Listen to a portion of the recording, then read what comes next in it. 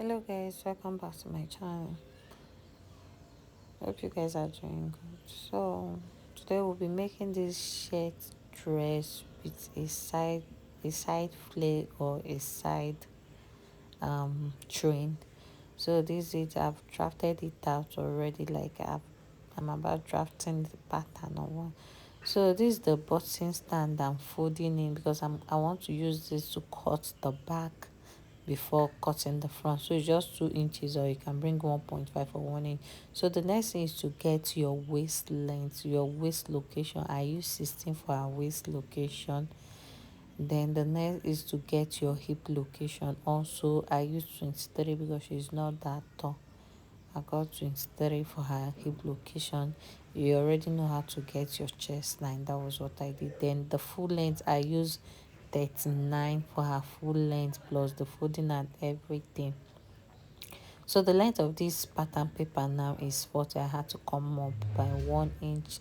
That is for her full length. Her full length is 40, but it's not good to make it really long due to the style. So the next is to take your waist circumference. Her waist circumference, you take your waist circumference. I added 1.5 inches allowance. Also take your hip circumference, then your bust circumference, then add your allowance, whatever same allowance you wish to add. That is what you're going to add there. So you just take your measurement, connect your from your bust to your waist, then from your waist to your hip. You don't really need to give this you don't really need to make the hip to be that curvy. So whatever you have on your hip, just take it down. This is not a pencil dress, so you don't need to minus anything. Just connect it straight down that way. So I said let me just dot it down because I don't want that French curve is not that long. So that was what I did, and I don't want it to have so much curve, so I had to cut it straight like that. So that is it. The neck width is 2.5 inches, and the depth for the back is 1 inch. The depth for the front is 2.5. I normally use 2.5 for share, because if you cut it 3 inches it will come out too wide. So it's better you use 2.5. So when you are cutting the collar, if you feel that is too that is not much, you can now trim it off.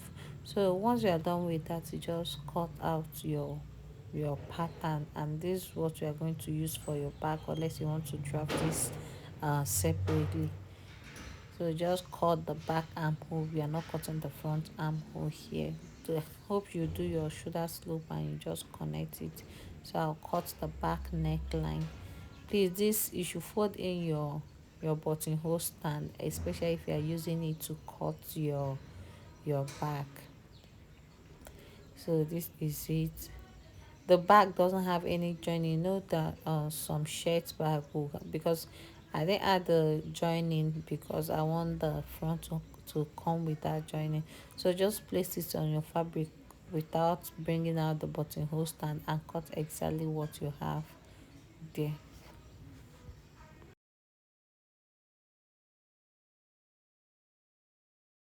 So once you are done cutting it, just unpin it. Make sure you hold it down with your pin before cutting it. So this is all we have for the back. The back is just the straight and it unfold. So let's work on the front. Here you now open up your buttonhole stand. You can bring 1.5 inch or 1 inch, it depends. I like bringing out 1 inch. So I will now trim the armhole, then cut the front neckline. So the front is ready like this, but I said that there's joining. So from that armhole, from that chest line, I went up by 1 inch. From the chest line I went up by 1 inch. That is where I want my joining to start from. So I will make it curve. You can cut it straight, but I just want it to have this kind of curve. So you also extend it to your buttonhole. So you just extend that curve to your buttonhole, or you can just make it straight. It depends on how you want it. So this is how I want mine to come out. So that is what you should have. Then you just cut it out. Remember that we're still going to join it, just that I wanted to have that joining there. So when you are cutting the upper part, make sure that your armhole part, make sure you extend it by half inch so you don't run shortage when you are cutting. And you are cutting two piece for the front. So when you place it, just notch your zipper, your buttonhole for you to know. So this is it on the fabric. We are not adding any allowance to this part now. Just cut the two piece. So once you have it, you are going to have two piece for the front. You slit it open.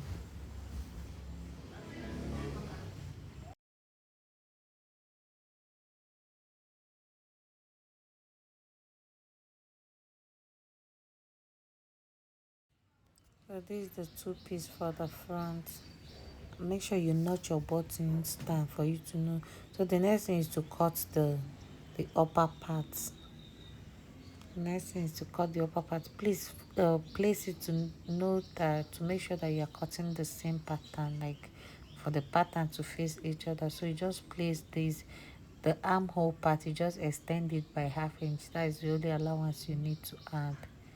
You may not really use it, but it's better for it to be excess than to run shortage, than for you to, then the down part you add your half inch join allowance. That is it. So I added my half inch join and allowance. Sorry. So there's the armhole, just that part that you need to extend, to every other thing will come out the same. So you just slit it. You should have two piece for it also. Then you unpin it. Also notch your button stand for you to know. So this is what you should have for the front. This is how the front should look. And just place it on each other and sew with a straight stitch, just the buttonhole part facing each other. Then you know that it's somehow curved, so just follow that curved line, just join it like that. That is the buttonhole. Make sure the buttonhole aligns very well, then you sew it that way. That is basically what you need for to do for this, and this is it, guys. Like that is it for the front. So we are going to be cutting. So the next thing is to cut the sleeve. I bought 2.5 yards for this style. 2.5 yards will be very okay for you. So this is the 2.5 yards. This is the sleeve that I'm going to cut. I'm going to be adding a band to the cuff part of the sleeve. So just fold your fabric into two. This is me trying to fold it into two, and I'm here to cut the place. So whatever I have left for the, after cutting the sleeve, that is what I'm going to use to cut the flip. So this is the um, sleeve that I'm still trying to get the right part. So once you have it this way, I ended up now folding it into two because it was looking as if it would not be enough. So because I want the length and everything to be 25, so I'm going to get 22 inches for the sleeve, then add 3 inches band. So just get your length the way you normally do, go down by 4 inches, then connect your sleeve in your slanted form. So this is it. Get the length of your sleeve, then measure your armhole just to know the armhole that you are cutting out. So I have 13 inches plus the allowance because I want to get to the allowance. So if it's too tight on the person, I'll not run shortage of the sleeve. So I got that 13 inches that is on fold. I got 13 inches. The next thing is to, I got, the next thing I got 8, then 8, then the down part I got 6 or 5. So I'll just connect it down, and that is it for the sleeve part. And that is it for the sleeve part. Once you are done with the sleeve, we are going to be cutting the trim. that is the flare that we are going to attach to it. So you just fold your fabric in a bias form. You can fold the two the same time. I don't have enough fabric, so I'm going to be cutting it one after the other. So this is what I have left to cut the sleeve. I'm sorry, the flat part and the collar. The collar will not be an issue with the pants, will not be, because it will not consume enough fabric. So what I'm after now is for me to get the the train or the flip part that you're going to add. So I wanted to cut the two the same time, but if I do it like that, it will not be it will not be enough. So I tried doing it like this, but it didn't give me the amount I needed. So just cut it separately, especially if you don't have enough fabric. So once you are done getting the fold, the next thing is to measure where you want your train to start from. I want mine to start from the waist. So from the waist, I measure the length or the hip. It depends on how much fabric you have left. So once you measure from the hip, now you now determine the length. So from that, from the radius, that is where you start taking it. Please remember that we are not cutting a circle, just the down that we need the circle. So you just place your tape and get the amount, maybe add 1 inch or half-inch joining allowance, then folding allowance. So I got the length of mine, which is 22-24. So 2 key round. So you just take it round, that is the circle part, that is just take it round that way.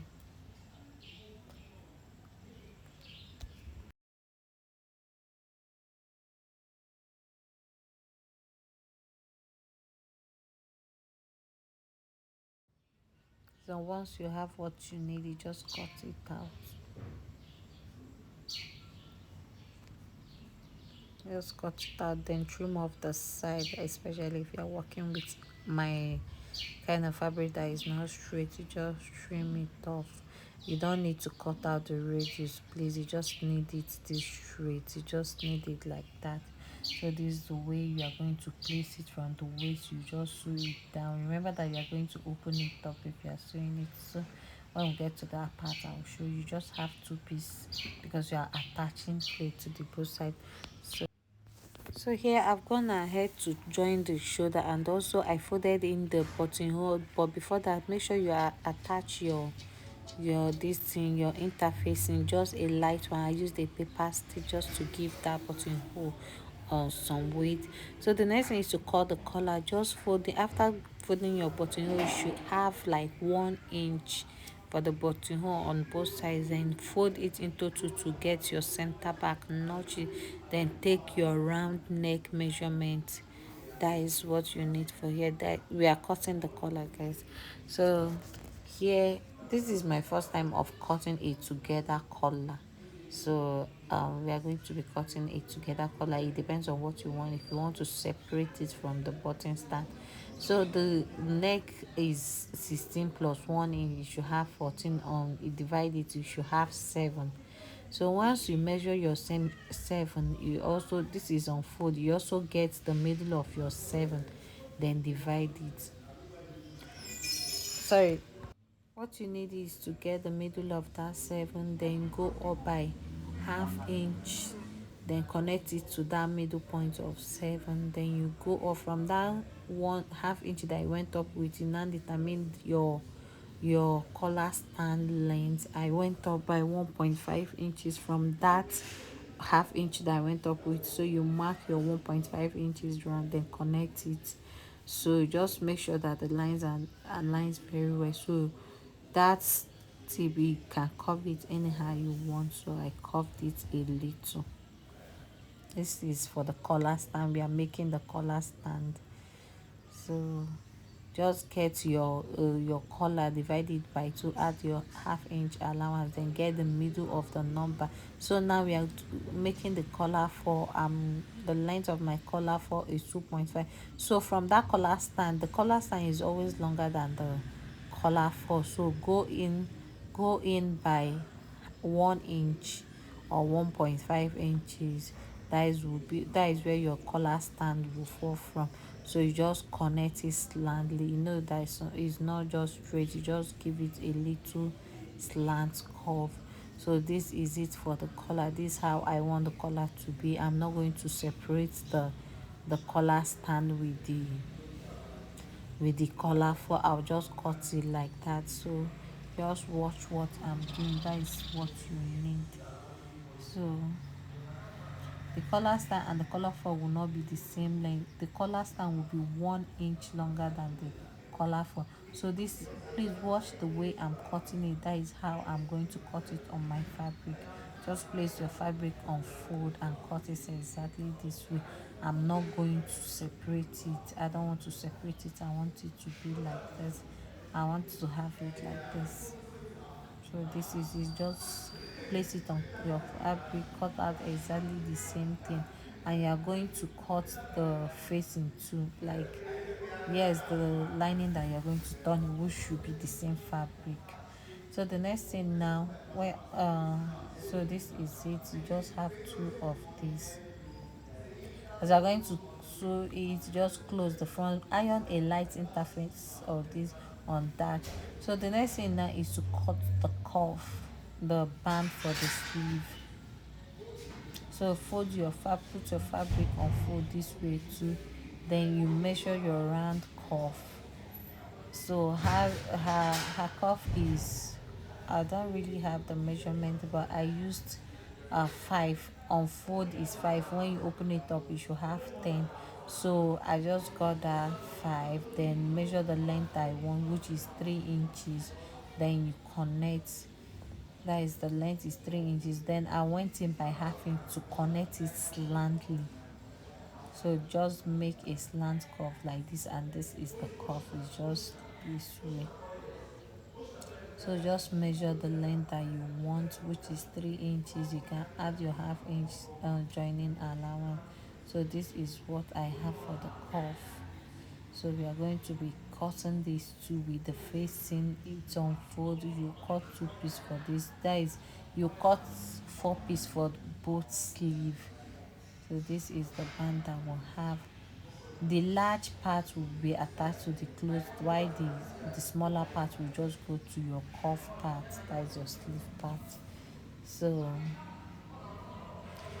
just measure your round sleeve. That is how you take your measurement for round sleeve. Remember that the smaller part will go to your sleeve, then the white part will be attached to your clothes.